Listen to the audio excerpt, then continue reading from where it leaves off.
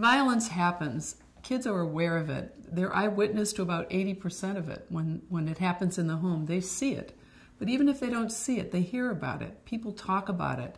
Maybe the ambulance comes, maybe the police come. Children are part of all of that.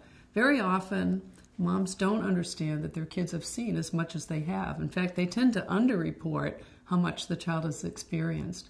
When a child sees a fight between adults, particularly people the child loves, the child feels very threatened, particularly younger children. So, 5, 6, 7-year-olds are very terrified because they think their mom could die. They think she could be taken away. Some kids are afraid their dad will be taken away and put in jail if he's the abuser. When a traumatic event happens, children sometimes dissociate. They sometimes phase out a little bit because it's so overwhelming. They don't know what to think and what to do about it. But afterwards, they might have nightmares about what happened. They may want to avoid places where it happened. If there was a big fight in the bathroom, they may not want to go near that part of the house. Other times, kids have physical reactions. Many children talk about the anxiety of what's going to happen next and that tension that builds up in a household. And so much like a battered woman talks about the tension that's building, and then there's some kind of violent incident, children experience that same sense of tension. Tension building in the family, something's going to happen, everybody's walking on eggshells. I've seen drawings by children who've drawn volcanoes, so it's sort of the sense that something's rumbling, building, and then exploding, or a bottle with a cork on it about to pop off, that there's a lot of tension that's building.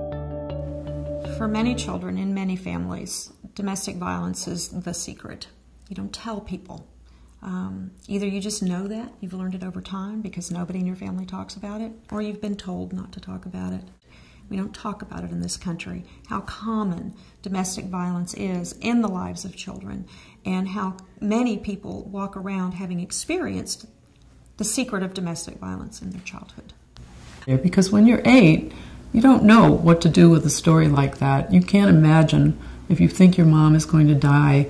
There's no place to think about that. There's no one to talk to about that. Certainly you don't tell the kids at school what happened. You kind of keep it as a secret.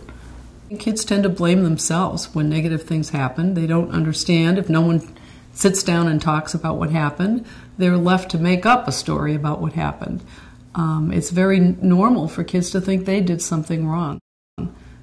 And then as they enter pre-adolescence and adolescence, where the peers become so important, it can be very shaming to them. They can become ashamed of their family. They don't want to bring kids over.